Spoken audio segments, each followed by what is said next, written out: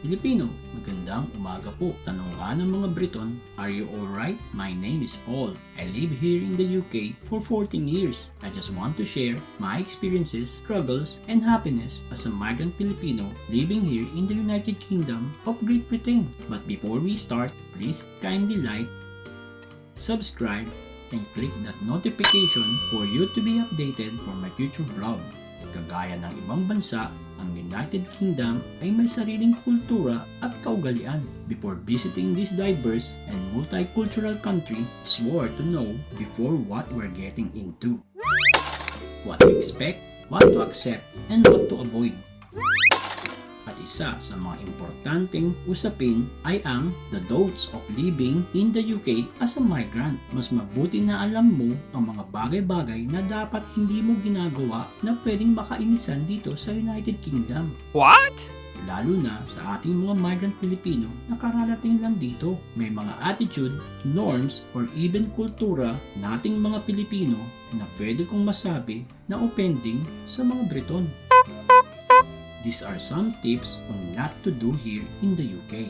Filipinos, the 20 don'ts of living here in the United Kingdom of Great Britain as a migrant. Part 1. Number 1. Don't confuse England with the United Kingdom of Great Britain, or don't call the United Kingdom England. The United Kingdom stands for the United Kingdom of Great Britain and Northern Ireland.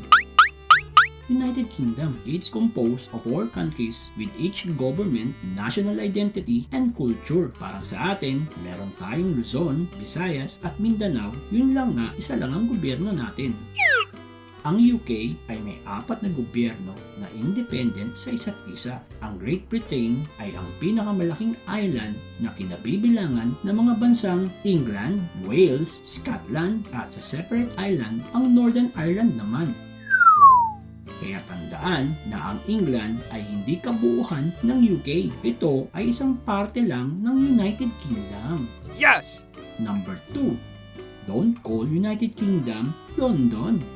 Ang London ay kapitolyo ng United Kingdom. Ito po ay capital din ng England.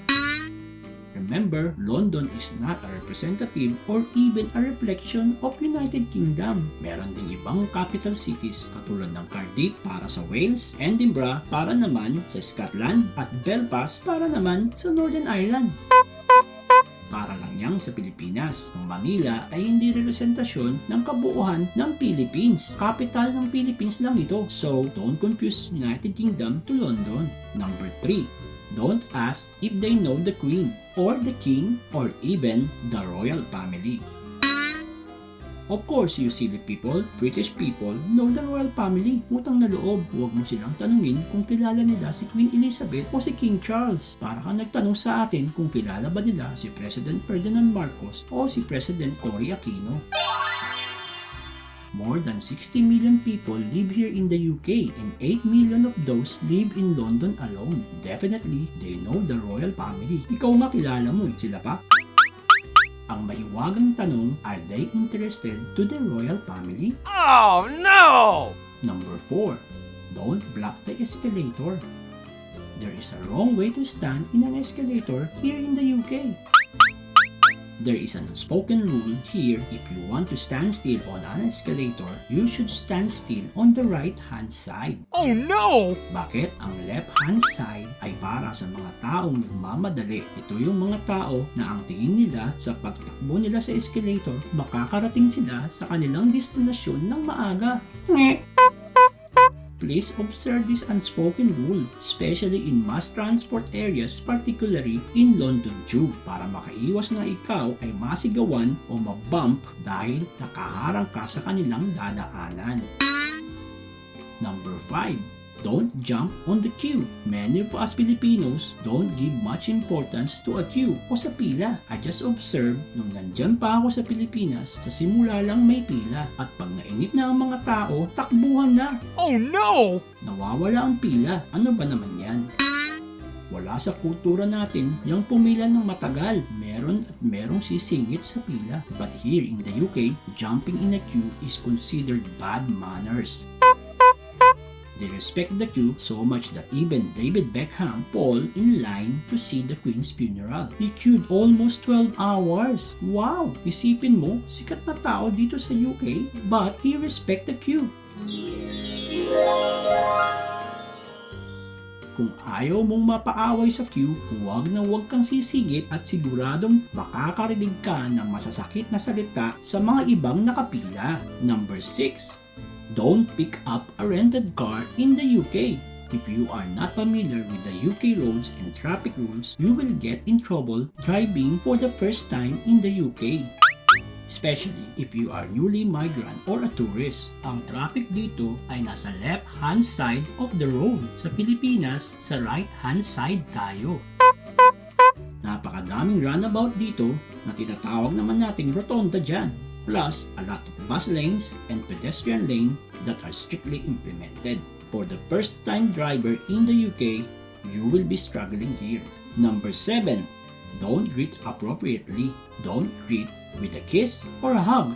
Greeting a kiss or a hug with somebody here in the UK is for close friends and relatives only. If you're just one of their acquaintances or a colleague, the greet most likely is hi or are you alright? If a British person make a sign that he or she wants to hug you, then that is the time to hug them. Mahirap makapil ng awkward moment. Oh no! Hindi ba? Hug-hug ka pa dyan, ayaw naman pala nilang magpahug sa'yo. May oras pa nga na kahit pag na-introduce ka na sa isang Briton at nag-effort kang i-shake ang hands nila, makikita mo na may reservation. No! Ganito na lang, if somebody asks you, are you alright? Then answer them, yeah, I'm okay. Then the polite way is, ask them, how about you? Are you okay? Remember, it doesn't mean that they want conversation. It's not like they want to know if you're really alright. Are you alright is a form of greeting just like saying hi to somebody. Sa ating mga Pilipino, pag tinanong ka, okay ka lang? Talagang tinatanong mo kung may problema yung taong yun kasi na-sense mo na may problema siya. Here is just a way to have a small talk. One more thing, if they introduce you to a new person, just say hi or nice meeting you. If they offer a handshake, then shake their hands. But remember, kissing and hugging are for close friends and relatives. Number 8, don't fake their accent. Just be natural. What? When you talk to British people. We Filipinos have an American accent. British people are very particular with accent. They can distinguish what type of class, economic status, and even what country were you from. Isipin mo na lang, kung pinipilit mo na gayahin ang accent nila, lalo silang maiirita sa'yo. Oh no! May kilala nga ako dito na Pilipino, pagkausap ang Briton, talagang ang accent niya ay pilit maging British, masyadong OA or overacting. Pag Pinoy naman ang kausap, wala naman siyang accent na Briton, kaya natatawa na lang ako sa kanya.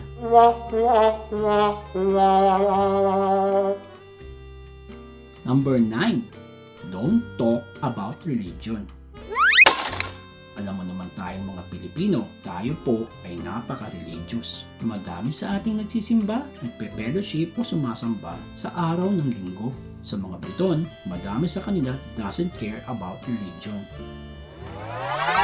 There was a study by the UK government on transparency and governance around 2018 that the proportion of British population identifying as Christian had fallen from 2/3 or 66% to just 1/3, 38% since 1983. Marami sa mga Briton na to ay lumaki sa pamilya na hindi na tinuturo ang tradisyon ng reliyon. Madami din sa kanila, pag tinanong mo kung anong religion mo, ang sagot lang nila ay, I don't have religion. Or they will answer you, I am an atheist. Or I am an agnostic. Just a reminder, it doesn't mean if a person doesn't have any religion, he or she is a bad person. Alam mo naman tayong mga Pilipino, mabilis mag-judge in accordance to the affiliation ng isang reliyon. Lalo na kung ang tao ay walang religion or atheist or even agnostic. Please avoid this. You don't need a religion to be a nice person. Yes! Number 10. Don't talk about or voice or opinion on Brit exit.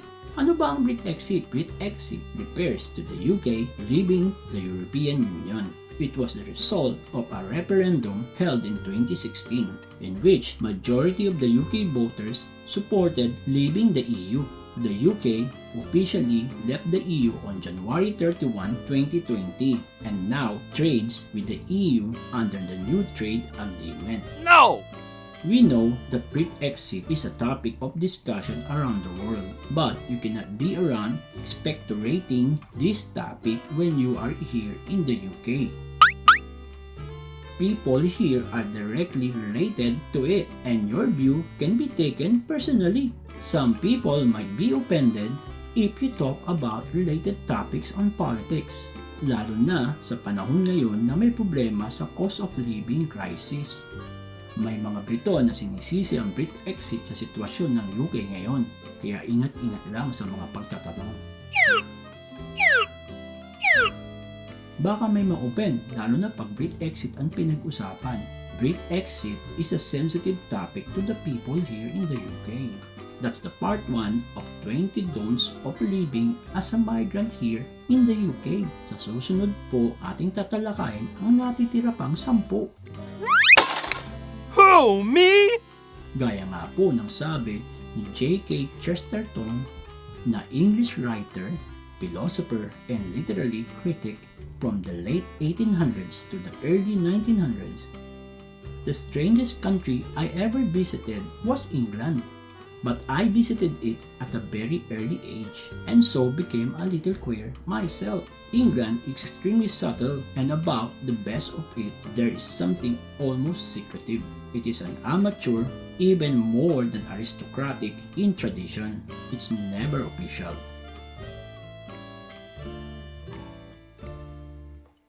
For the way it goes. Maraming salamat po. But before we finish, please kindly like, subscribe, and click that notification for you to be updated for my future posts. Be proud, Filipino!